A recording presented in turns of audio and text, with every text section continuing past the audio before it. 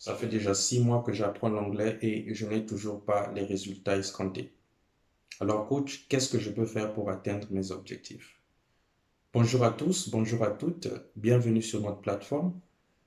Dans cette vidéo, je vais répondre à la fameuse question. Je vais apporter une réponse à la question qui m'a très souvent été posée.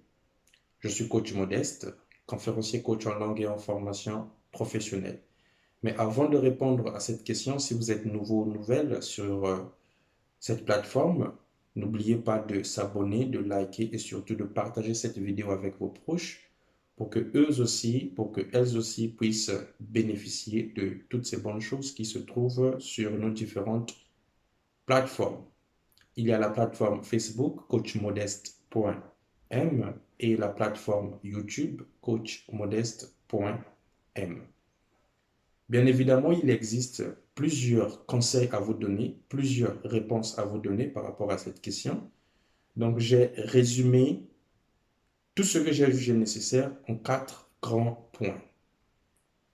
Le premier point, nous allons directement attaquer le sujet. Donc, le premier conseil, le premier grand point que je peux vous donner, c'est d'avoir un but. Beaucoup de personnes veulent apprendre une langue, l'anglais, l'allemand, l'espagnol, sans pour autant avoir un objectif précis, sans pour autant avoir un but précis.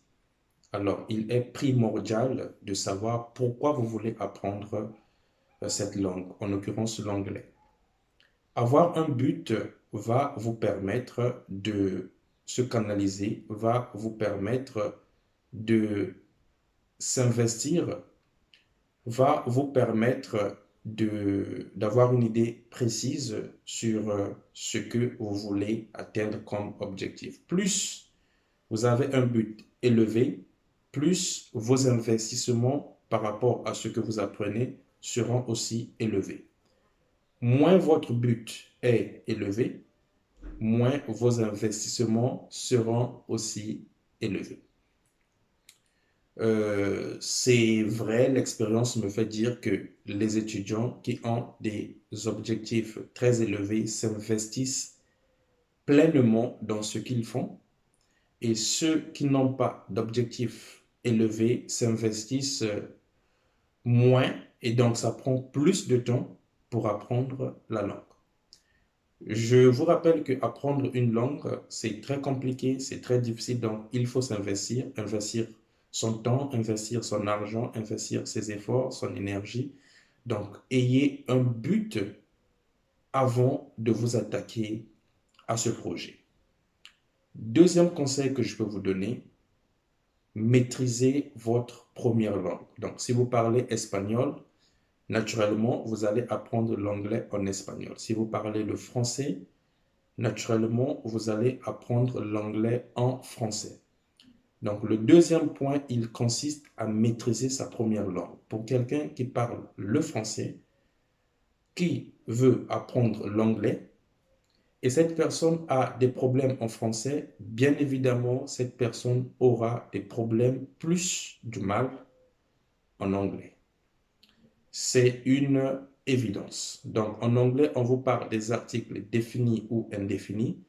Si déjà en français, vous avez du mal à comprendre c'est quoi un article défini, c'est quoi un article indéfini, à quel moment on utilise un article défini ou indéfini, déjà si en français vous avez des problèmes, j'ai bien peur qu'en anglais, cela va se répéter et vous allez trouver l'anglais difficile. Mais au fond, l'anglais n'est pas difficile. Le problème, ce n'est pas l'anglais qui est difficile, mais le problème, c'est déjà le français qu'on ne comprend pas. Donc, je vous conseille de bien maîtriser votre première langue. Peut-être pas comme La Fontaine, mais au moins avoir certaines connaissances par rapport à votre première langue. Cela va beaucoup vous aider et cela va beaucoup vous faciliter les choses. Troisième conseil, les écrans après l'école. Qu'est-ce que je veux dire par là?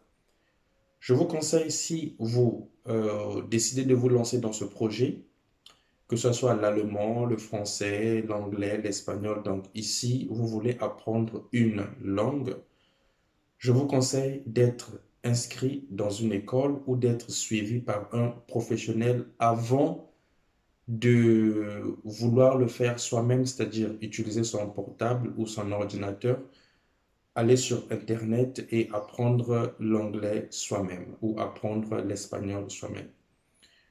Pour certaines personnes, cela a marché, mais pour beaucoup, cela ne marche pas et ne va pas marcher. Comme vous le savez, dans toute règle, il y a toujours des exceptions. Donc, si ça marche pour vous, tant mieux. Mais si ça ne marche pas, alors là, il y a un problème, comme j'ai dit. Ayez quelqu'un qui va vous suivre, un professionnel, si vous avez les moyens ou si vous avez cette possibilité, inscrivez-vous dans une école avant finalement de commencer à s'attaquer aux écrans, donc le téléphone, l'ordinateur ou par soi-même. Quand vous êtes accompagné par un professionnel, vous allez facilement et mieux comprendre que quand vous êtes accompagné par vous-même.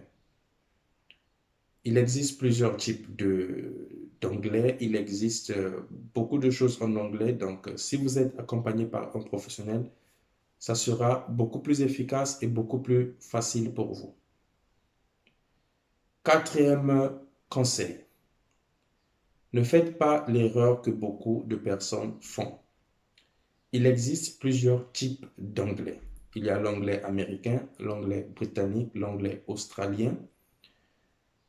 Alors, concentrez-vous sur un seul type d'anglais et cela doit aller avec vos objectifs. Donc, pour une personne qui apprend l'anglais parce que cette personne veut aller faire du business aux États-Unis ou cette personne veut aller étudier aux États-Unis, bien évidemment, il faut apprendre l'anglais américain.